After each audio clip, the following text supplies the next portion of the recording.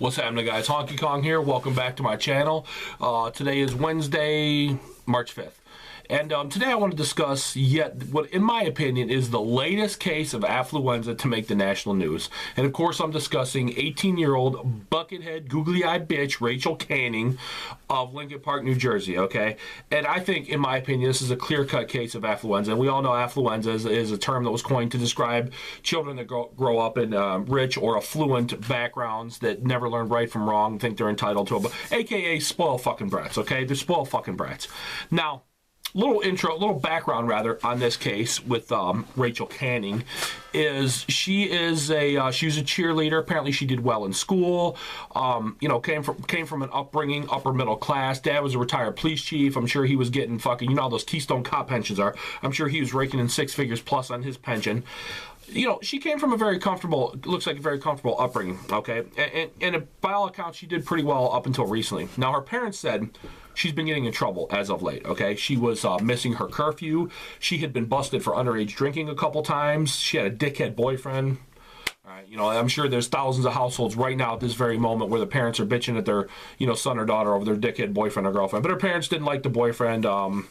She had been busted. She had been kicked out of some school, apparently a ministry program, something like that. And some other shit happened with cheerleaders. So she was messing up, okay? Her parents said, all right, well, we're going to put down some rules that you got to obey. Our house, our rules, which I totally agree with. That's understandable. By the way, she just recently turned 18, I guess. And their rules were you got to abide by a curfew, you have to be respectful, and you have to do chores, okay? Pretty standard fucking shit, right? Now her parents contend that she absolutely refused to do that and she moved out on her own, okay? Now I'm going to tell you right off bat, I tend to believe her parents' side of the story a lot more than her side of the story.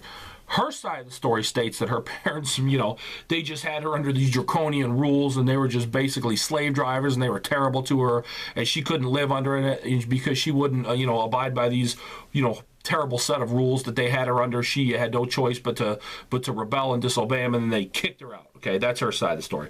As I said, I kind of believe, maybe the truth lies somewhere in between, but regardless, you're living at their house, they're the ones paying all your bills, you should probably just deal with it. My opinion, this girl comes from a background and had things, at her feet and things for her benefit that there are millions of kids in this country would have killed for, okay? She came from, a fairly wealthy upbringing, was going to a nice private school, getting ready to go to college. And for whatever happened, whatever reason, they bumped heads and she rolled out, okay? Now, this is a part of the story that really freaks me out, all right? Remember, this girl is 18 years old, just turned 18, okay? She moves in with a friend of hers, okay? And apparently her friend's dad is the one who suggested that she sue, or if he didn't suggest it, he's the one that financed it. He paid the lawyer or whatever. It sounds to me like he probably pushed her in the direction of suing her parents. So you got a grown adult who is, let's say for the sake of argument that he didn't suggest that she sue, even though my opinion is he probably is the one that did.